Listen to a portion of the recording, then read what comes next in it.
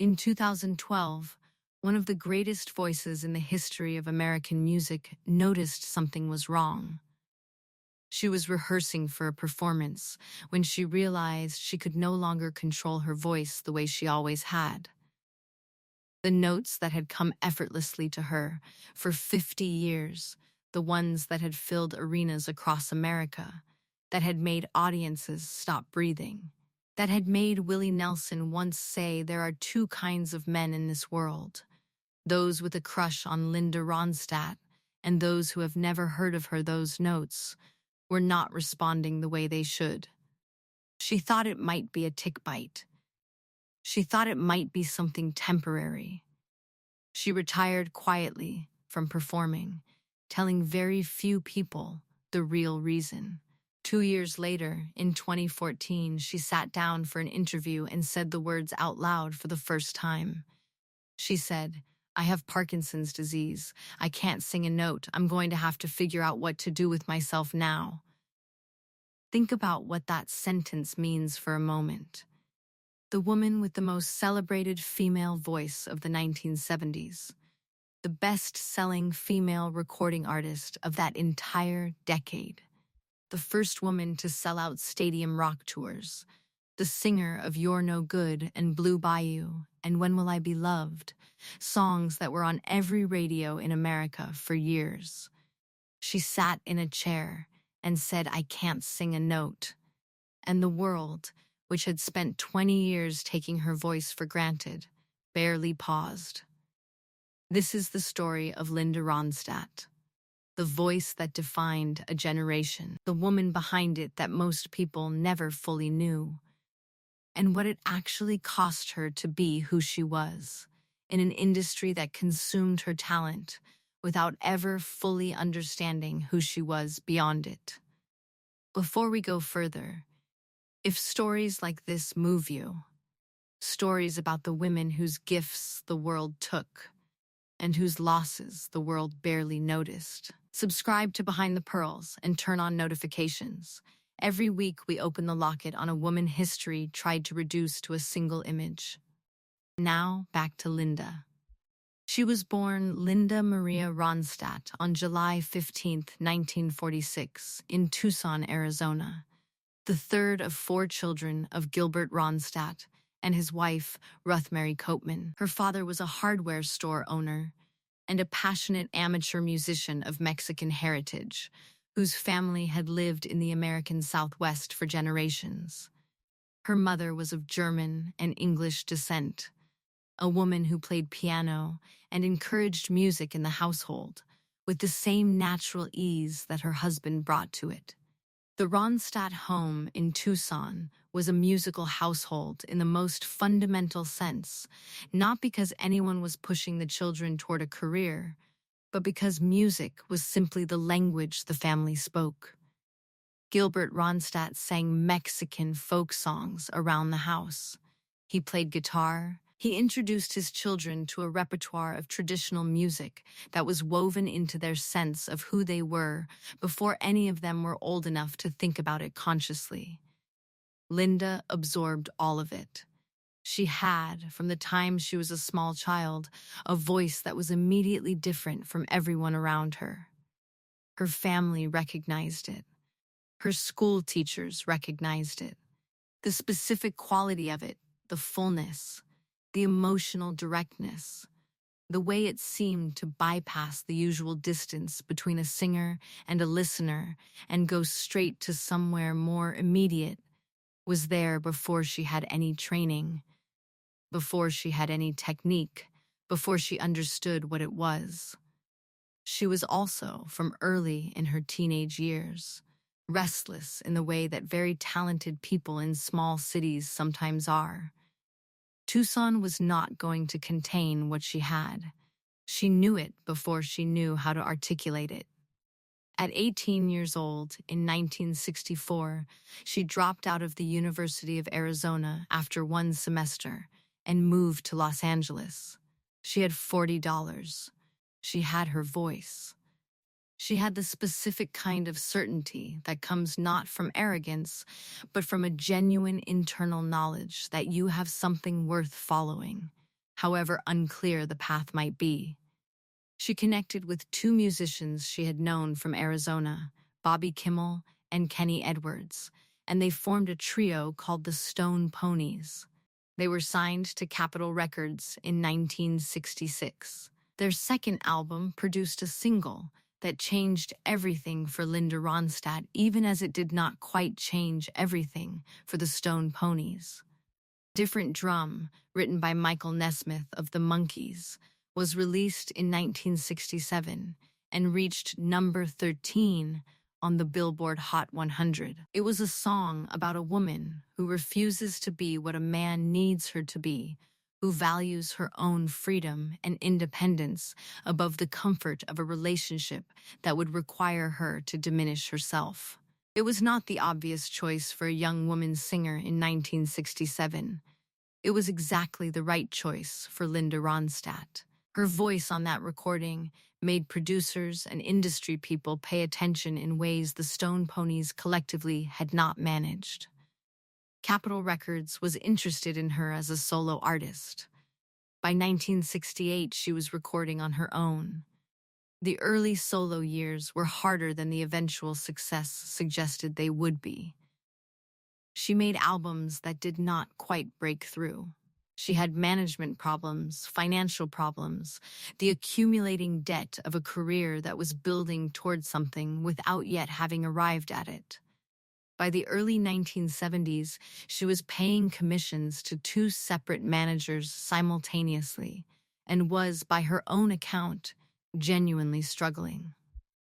What happened next is one of the more remarkable footnotes in American rock history, and it is a detail that your audience will not believe when they hear it. In 1971, Linda Ronstadt hired a backing band to tour with her. 4 of the musicians in that band were Don Henley, Glenn Frey, Bernie Leadon, and Randy Meisner. Those 4 musicians, after finishing their stint playing behind Linda Ronstadt, went on to form the Eagles. She had the Future Eagles as her backing band. They played behind her while she was still trying to find her footing as a solo artist. The Eagles became one of the biggest acts in rock history. Linda Ronstadt was already on her way to becoming something bigger. The turning point came in 1973, when she began working with producer and manager Peter Asher, formerly of the British duo Peter and Gordon, who had been a manager at the Beatles' Apple Records label. Asher understood immediately what Linda Ronstadt had and what had been missing from the way her career had been handled. He understood that the voice required material and production that matched its scale, and he set about finding both. Heart Like a Wheel, released in 1974, was the album that made everything clear. It reached number 1 on the Billboard charts. It went platinum. You're No Good, a song that had been recorded before without making much impression on anyone, became a number 1 single in Linda Ronstadt's hands because she did something with it that the previous version had not done. She made you feel, rather than simply hear. The particular ache of a relationship that you know is wrong and cannot stop anyway. What followed was 5 years of commercial and artistic dominance that has very few parallels in the history of American popular music, particularly for a woman. Prisoner in Disguise, Hasten Down the Wind, Simple Dreams, Living in the USA, Back in the USA, album after album, each one going platinum, each one producing singles that became part of the permanent soundtrack of an era. Blue Bayou, released in 1977, spent 3 weeks at number 3 on the Billboard Hot 100 and became one of the defining recordings of the decade. It still plays on radio stations across America today. Your audience did not just hear that song, they lived their lives alongside it. The scale of what she achieved during these years is worth sitting with for a moment, because it has been somewhat obscured by time, and by the way, music history tends to be written with male artists at the center. Between 1974 and 1980, Linda Ronstadt had more top 40 hits than any other female artist in America. She sold out arenas at a time when female artists were not expected to headline stadium tours at all. Her manager, Peter Asher, later recalled that the crew and production requirements for her tours were larger than those of most of the male rock acts of the same era, not because she was extravagant, but because the demand from audiences required that scale. She was also, during this period, one of the most visible people in American culture in a broader sense. She appeared on television. She was photographed at every significant cultural event. She was friends with the Eagles, with Jackson Browne, with Emmylou Harris, with James Taylor, the entire constellation of California rock and singer-songwriter music that defined what the 1970s sounded like. She was not on the periphery of that world. She was at its center. And she did it all while being consistently underestimated.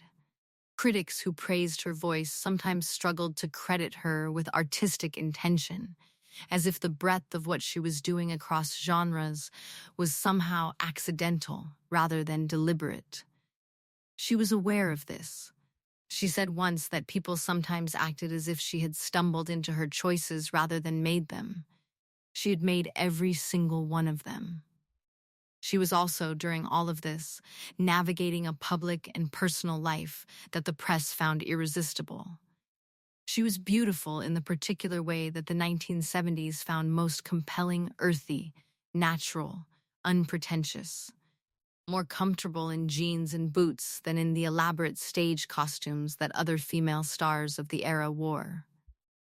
She was photographed constantly. She was on the cover of Time magazine in 1977, and the cover line read, "The First Lady of Rock." She was the first woman to appear on the cover of Rolling Stone multiple times. And she was, from the mid-1970s onward, in a relationship that fascinated and puzzled everyone who observed it. Jerry Brown was the governor of California when he began seeing Linda Ronstadt in the mid-1970s. He was one of the most unconventional politicians in America, austere, intellectually serious, genuinely eccentric in the ways that powerful people rarely allow themselves to be. He slept on a mattress on the floor of a modest apartment rather than in the governor's mansion. He flew commercial rather than by private jet. He was not interested in performing the usual theater of political power. Linda Ronstadt, who had spent years in the company of rock musicians defined largely by their appetites, found him genuinely fascinating. She told people he was smart and funny and disciplined in ways she found refreshing. She said he was not interested in drinking or drugs and lived his life carefully. This was different from what she was used to. The relationship was one of the most watched in America throughout the late 1970s. When Brown decided to run for the Democratic presidential nomination in 1980, Linda was frequently by his side on the campaign trail. She was part of what his campaign represented, a different kind of politician for a different kind of moment. He proposed to her. She turned him down. She said later that her mother had always told her she would not like being a political wife. She said she knew herself well enough to know it was true. When Mick Jagger called her once and asked her to meet him in Mexico, she recognized immediately that being married to a politician would make that kind of spontaneity impossible. She was not willing to trade her freedom for the stability that marriage would have provided. This quality, the refusal to make herself smaller to fit inside a relationship. However important the relationship was, runs through her entire life. She never married. She adopted 2 children, Mary Clementine in 1990 and Carlos in 1994, and raised them in Tucson, then in San Francisco, because she wanted to be a mother on her own terms rather than someone's wife. After the extraordinary run of the late 1970s, Linda Ronstadt did something that very few artists at the peak of their commercial success have ever done. She simply followed her curiosity wherever it led. She appeared on Broadway in 1980 in the Gilbert and Sullivan operetta, The Pirates of Penzance, playing Mabel. Critics who expected a rock star playing dress-up found instead a genuinely capable operatic soprano who had been hiding a second voice inside the one everybody already knew. She was nominated for a Tony Award. She made a trilogy of albums with the legendary conductor and arranger Nelson Riddle, the same Nelson Riddle who had worked with Frank Sinatra. The albums were collections of American standards, the songs of the 1930s and 1940s, and the industry was baffled. These were not the songs Linda Ronstadt was supposed to be making. Radio stations did not know what to do with them. Her record label was uncertain. The albums sold millions of copies anyway, because the audience that had grown up with her trusted that wherever she was going was worth following. She recorded Canciones de mi Padre in 1987, an album of traditional Mexican folk songs performed entirely in Spanish. It was the music her father had sung around the house in Tucson when she was a small child. It became the best-selling non-English language album in American music history at that time. She was doing something throughout all of these years that is easy to miss when you look at the commercial success and the critical praise. She was following the thread of who she actually was, rather than the thread of who the industry needed her to be. She had started with the music she heard at home. She had moved through rock and country and pop and standards and opera and traditional Mexican folk music, not because any of these represented a calculated career move, but because each of them was genuinely part of what she was. She won 11 Grammy Awards across her career. She was inducted into the Rock and Roll Hall of Fame in 2014. She received the Grammy Lifetime Achievement Award in 2016. By then, she had already lost her voice. The Parkinson's disease diagnosis in 2014 explained what had been happening since 2012. The disease had affected the muscles she used to sing before she or anyone around her had understood what was causing the difficulty. By the time the diagnosis came, the window for doing anything about the specific symptom of vocal loss had already closed. She said in an interview in 2013 that she had tried to sing and could not. She said she wanted to make another record and could not. She said she wanted to perform again and could not. She told people she was figuring out what to do with herself now, that the thing she had been doing since she was a child in Tucson was no longer available to her. The specific cruelty of Parkinson's disease for a singer is worth understanding, because it is not simply that the voice becomes weaker or less reliable. The disease affects the neurological pathways that control the fine motor coordination required to sing the breath support, the precise muscular control of the vocal cords. The coordination between different parts of the body that a trained singer uses without conscious thought after decades of practice. For someone who had been singing since early childhood, the loss was not simply the loss of an ability. It was the loss of the most fundamental way she had of being in the world. She had been asked in interviews throughout her career what music meant to her, and her answers had always been versions of the same thing, that singing was not something she did, but something she was.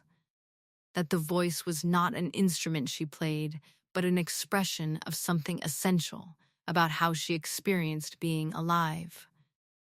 To have that taken is a particular kind of grief that has very few equivalents. She handled it the way she had handled everything else in her life, directly, without performance, and on her own terms. She did not pretend it was not devastating. She did not pretend it was fine. She acknowledged what it was and found ways to live alongside it. She continued to go to concerts and hear music. She continued to talk about music with the same informed passion she had always brought to it. She wrote her memoir. She found that there were things she could still give even when she could no longer give the voice. She wrote her memoir, Simple Dreams, published in 2013. She spoke publicly about Parkinson's with the same directness she had always brought to everything else. She did not perform the expected tragedy. She did not pretend she was fine. She said clearly what had happened and what it meant, and got on with the life that was available to her. She continued to appear publicly when she could. She advocated for causes she cared about, including immigration rights, in terms that were characteristically direct and that generated controversy in ways that did not appear to concern her. She had been saying what she thought since 1967, when she chose Different Drum as her breakout single, and she was not about to stop because she had Parkinson's disease and could no longer sing. She lives in San Francisco. She is in her late 70s. She cannot sing. The radio still plays Blue Bayou. History has given Linda Ronstadt a reasonably comfortable legacy, the greatest female rock voice of the 1970s. 11 Grammys. Rock and Roll Hall of Fame. The woman who turned the Eagles into the Eagles and then went on to outsell them. What history has not fully reckoned with is the specific quality of what she was and what the loss of it means. She once said something that captures everything about her in a single sentence. She said, "I never thought of myself as a rock star. I thought of myself as someone who wanted to sing." That is the whole story. She wanted to sing. She sang for 50 years. She sang across every genre that interested her without asking anyone's permission. She sang her father's songs in Spanish because they were her songs too. She sang Puccini arias on Broadway because the voice was there and the music was beautiful. She sang Blue Bayou into every living room in America and made a generation of people feel something they could not quite name. And then Parkinson's disease took the voice. And the world, which had spent 50 years with that voice playing in the background of its own life, moved on to the next thing. Before we close, if you have stayed this far and this story has moved you, now is the perfect moment to subscribe to Behind the Pearls. Every week we tell the stories of the women whose gifts the world accepted, without ever fully understanding what it was receiving. Hit subscribe so you never miss one. She was born in Tucson in 1946, and she heard her father sing Mexican folk songs, and something opened up inside her that never closed. She moved to Los Angeles with $40 and a voice that nobody had heard yet. She built a career that spanned every genre she found beautiful and every decade she was alive. She raised 2 children on her own terms. She never married because she knew herself well enough to know what she needed and was honest enough to choose it. And then the voice went quiet. Not because she was done with it.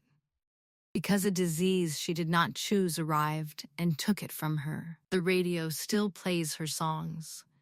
Every day, somewhere in America, someone hears Blue Bayou and feels something they cannot quite explain. That feeling is Linda Ronstadt. Still there, unchanged, Behind the Pearls exists for this, for the women whose gifts outlasted their ability to give them, for the voices that became part of how an entire generation understood what it felt like to be alive. Linda Ronstadt wanted to sing. She did. And the world is richer for every year she was allowed to.